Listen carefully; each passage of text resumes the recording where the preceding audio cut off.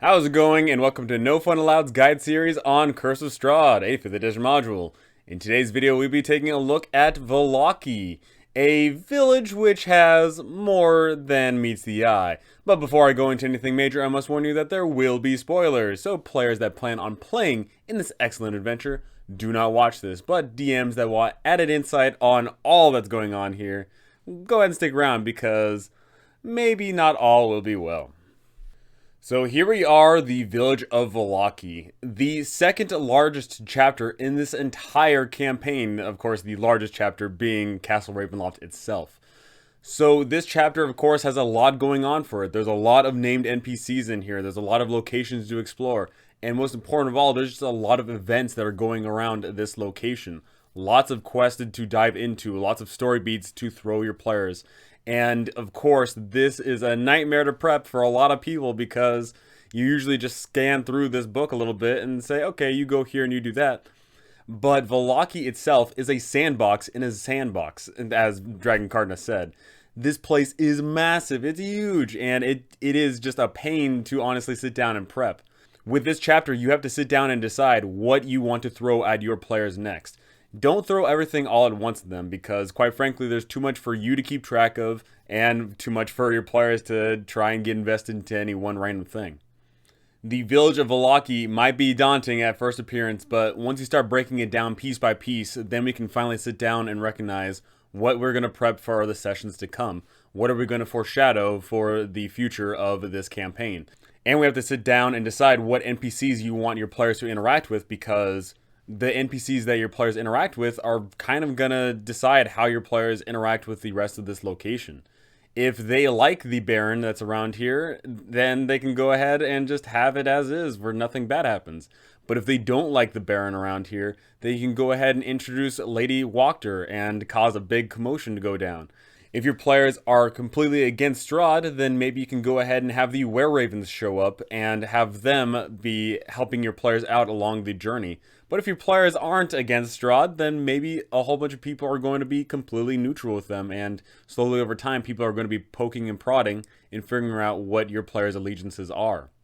So let's go ahead and start diving into this town bit by bit here, starting off with the intro to Chapter 5, Vallaki. This town lies in the middle of the map, essentially. This is the connecting point of a lot of the locations around all of Barovia. This location is probably going to be the main hub of many adventures that you have throughout the entirety of this campaign. And it makes sense. It's very convenient. There's a lot of NPCs your players can interact with and get story beats from. And of course, this place is, for the most part, a safe place. It's a lot safer than the rest of the locations around here, so your players are probably going to pick up on that and try and make this place a home. This town was founded when Strahd conquered the land, and its original ruler was in fact an ancestor of the current Baron as of today. The Vallaki family was a royal family which believed themselves to be far superior to the Tsarevich line. However, obviously Tsarevich was a bit more in power and thus was able to cement their power and didn't allow the Vallakoviches to reign supreme, but they did give them a little bit of land. And it's here where we get the beginning information about how this town is ran. So the current ruler, Baron Vargas Vallakovich, he believes that with forced optimism, they can keep the evil at bay and make this place a truly memorable and happy time. In fact, his motto is all will be well. And under his rule, all is well, at the surface level anyway. The people are happy, the people aren't getting murdered, but at the same time, we realize why that is. There is a wall that has been erected here which keeps the wolves at bay, which is nice. But the real reason why this place is safe is because Strahd doesn't care. Why would Strahd go ahead and attack this town all the time? He doesn't need to. He, in fact, actually revels in that. He likes the fact that there is this false sense of security that has been raised up in this town.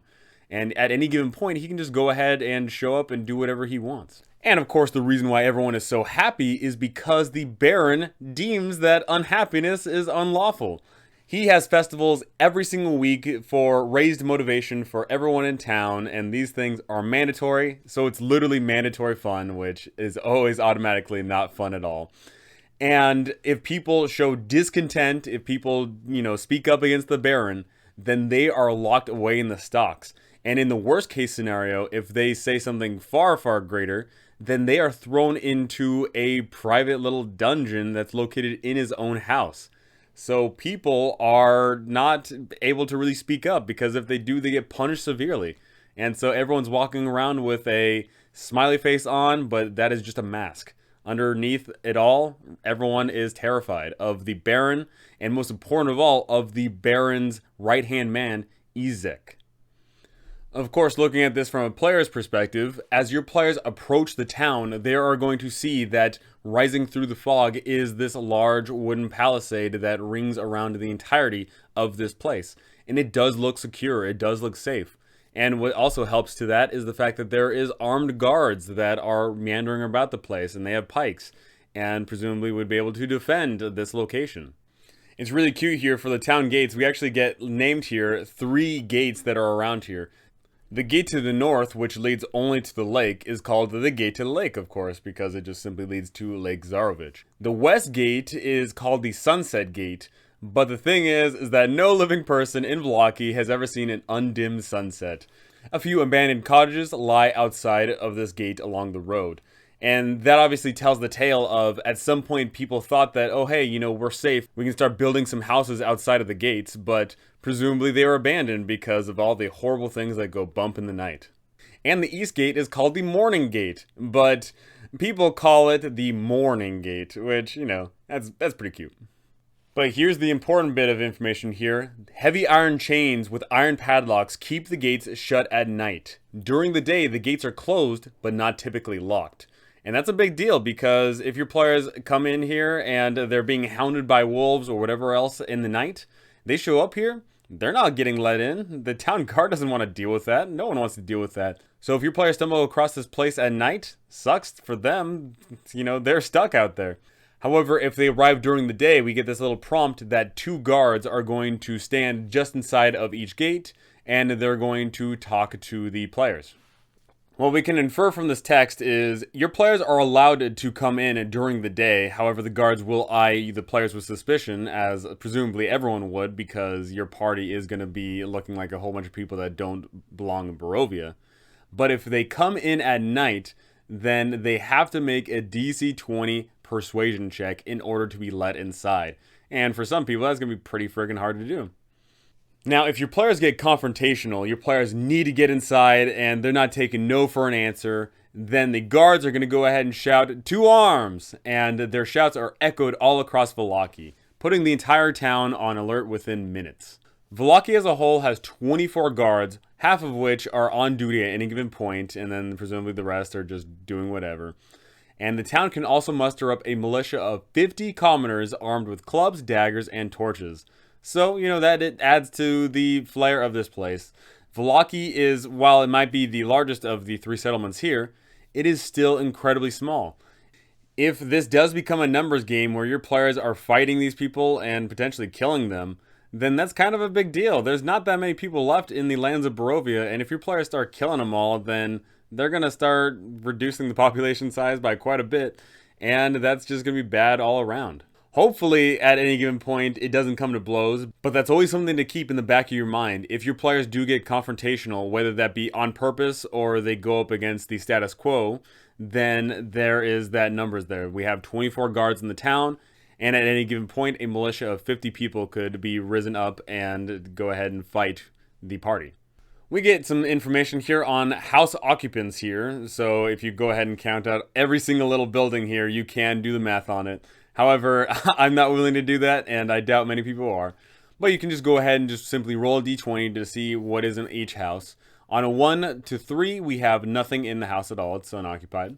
On a 4 to 5, it's teeming with rats that are presumably just ransacking the place. On a 6 through 18, we have Vallakian townsfolk, and that is going to be the most common thing. And of course, on a 19 and 20, we have Vallakian cultists. So what are these cultists and what are they doing here? So to go into detail about the house occupants here, we have the rats, which they're just infesting the house, and the rats are actually servants of Strahd and attack if the characters explore the interior of the house. For townsfolk, there is 1d4 adults that reside in the house, and 1d8 -1 children that reside in there as well. Anyone that listens to the door can obviously hear these people meandering about, but they are not going to willingly invite random people in.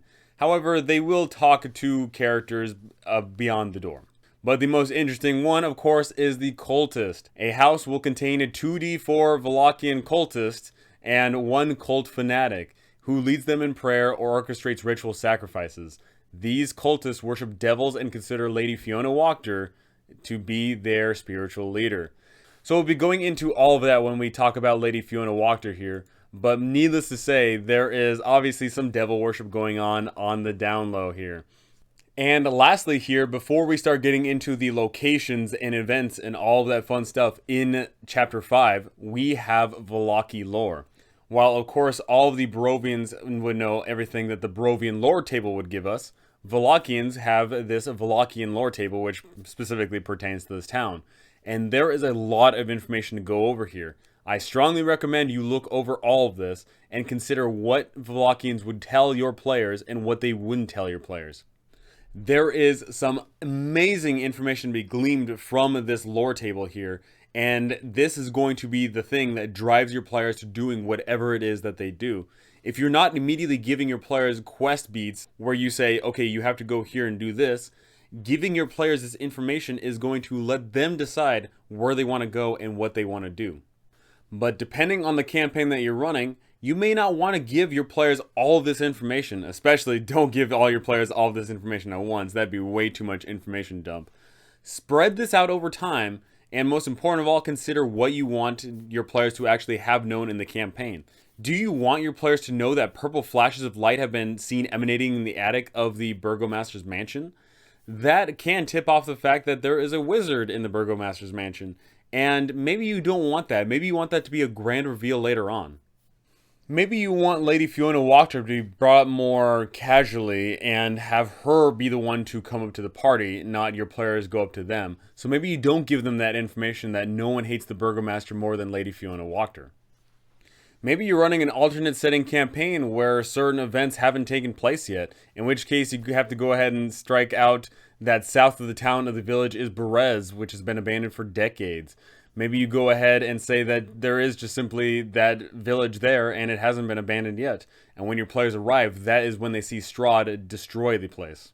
This lore table is absolutely fantastic because it allows you, of course, to peter out what you want to give to your players, but more importantly, this should be giving you an idea of what you want in your campaign and what you don't want in your campaign. So before we start diving into the set piece locations of this village, we're going to go ahead and talk about the theme of your village. What do you want the town of Vallaki to truly feel like when your players walk inside? Do you want this place to seem like it's on the up and up when your players walk in and they simply look around and they can see happy citizens doing everyday things that they haven't seen before, like if they've already been to Krezk or if they come from the village of Barovia? Or do you want this place to automatically have a sense of dread and foreboding that's just on the precipice of destruction?